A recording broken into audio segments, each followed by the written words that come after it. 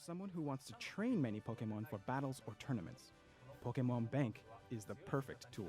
Well, I'm sure that aged well.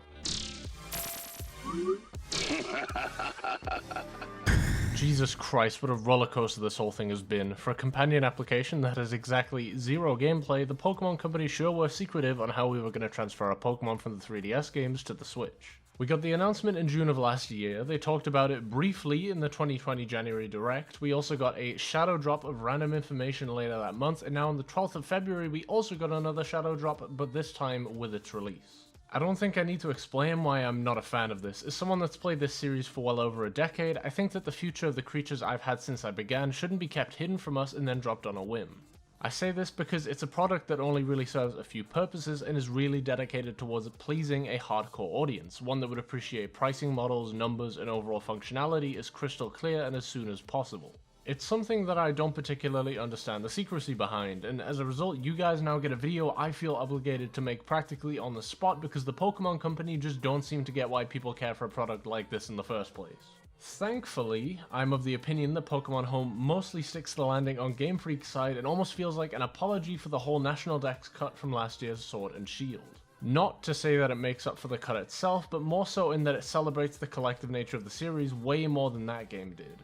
I did indeed buy the year-long subscription pass, and I've got to question what the deal is with the response to its price. Would I rather not pay any money for Pokemon storage? Absolutely, but this is designed to be a luxury product. It's not like you absolutely need it to enjoy any of the main games, and if you don't need the absurd 6,000 spaces or other features that the premium subscription provides, then just don't support or buy into it. Unlike Pokemon Bank, you don't have to commit to a year's worth of premium to use the service at all. If you want to transfer a bunch of Pokemon from the older games, then just spend the $3 for 1 month and let your Pokemon stay in limbo until you need them again. I was originally on the side that thought $16 a year was far too much when compared to Bank's $5, but then I realized that $16 a year is absolutely nothing and I kinda just stopped caring.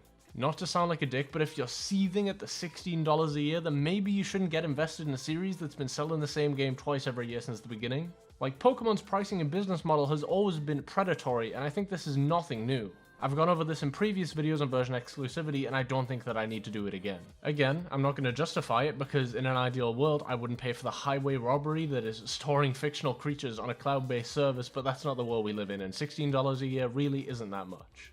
Granted, both the GTS and Wonder Trading are back regardless of whether you choose to pay or not. Wish they patched the GTS into Sword and Shield now that it exists in Home, but I'm not going to lose any sleep over it. I used it a bunch in the black and white days, but because I'm a responsible adult with way too much time on his hands, I've got every Pokemon I've ever needed, so whatever. Being able to trade multiple Pokemon at a time with up to 10 Pokemon through the premium Wonder Box is massively appreciated though, and I'm glad that we now don't have a GTS that will practically cease to exist when the next Pokemon game's obsolete Sword and Shield.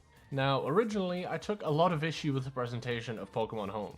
It's a very weird sounding gripe for sure, but when the initial screenshots dropped, I questioned why exactly all the Pokemon had janky 3D interpretations of the Kensugi Mori art.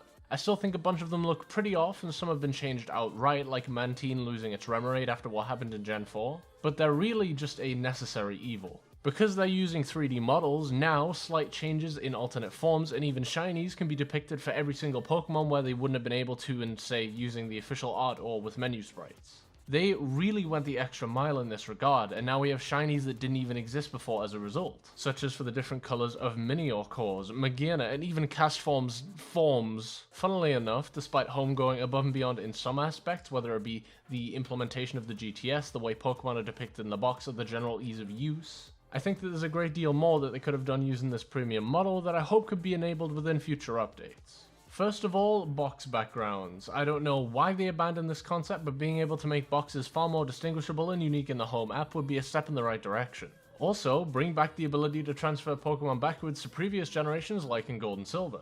Given the seamless implementation with Bank, I have no idea why they decided not to implement this as a core feature of Home. With many of my transferred Pokemon being outright unusable in Generation 8 for the time being, I don't see why I can't just send them back to the older games. Furthermore, could you imagine the life that would breathe into the competitive metagame of the older generations? Like, say I take a Pokemon from Gen 7, send it over to Gen 8 to make it learn a move that existed in Gen 7 but the Pokemon couldn't learn for whatever reason, and then send it right back. Like, honestly, the time capsule would have been an excellent incentive for the premium subscription, and seems more feasible now that we're a step above going from DS to 3DS like we were with Poké Transporter. Another leftover issue from Bank that I don't quite understand is the ability to transfer held items. Now, I'm not sure if this was just a straight up impossibility, but I really don't get the purpose behind making us grind for leftovers, life orbs, choice items, and previously megastones in every generation. I don't think that's really a thing you could do to better incentivize premium in particular, but it is something to keep in mind that I hope gets addressed with a patch, especially considering the full range of Arceus forms that are in the game but are unobtainable at this point. In addition to those, I think in order to list some more improvements that I could recommend for Pokemon Home, we should look back to the previous games of a similar nature in the series. For example, I don't think that it should be much of an issue to have a mini Pokemon camp environment for your Pokemon to play and interact in.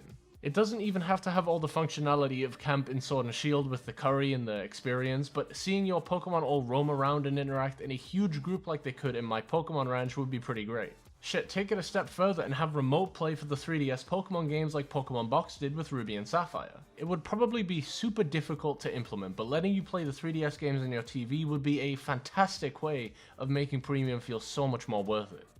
Pokemon Home is an application that does everything it needs to and is amazingly convenient whilst being a step above Pokemon Bank. Having any sort of pricing plans are appreciated, and it even has a mobile app that spreads some of its features over. Like, I really don't have too much to say on it other than that I'm just satisfied with it as a tool. I never understood the outrage behind it over the last few months, minus the complete darkness they left us in about its release, and I honestly think that it eclipses every method of cross-generational transportation of Pokemon.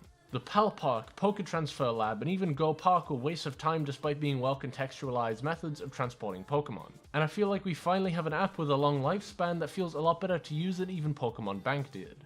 I do, however, feel that the premium price isn't entirely earned. It's relatively cheap, but the changes I suggested earlier, such as the time capsule, box backgrounds, and remote play among other things, could very easily make that price worth it to even the most casual fans. Right now, it's a product solely dedicated towards a hardcore audience that celebrates the collective nature of the series. In previous videos, I largely criticized Game Freak for seemingly abandoning that mentality, but with the attention to detail in terms of having every single form and even the inclusion of the old Pokedex entries or Mega Evolutions, a lot of that doubt has slowly started to fade away. It even reinvigorated me to continue my National Living Dex project, which kinda stopped around the time they announced the National Dex cut. Just giving it a little more in terms of premium features as time progresses would make it a thing I could recommend to any Pokemon fan. But unless you really value having your collection all in one place, I'm not sure I can recommend going that extra mile for it. Also, what the fuck is this?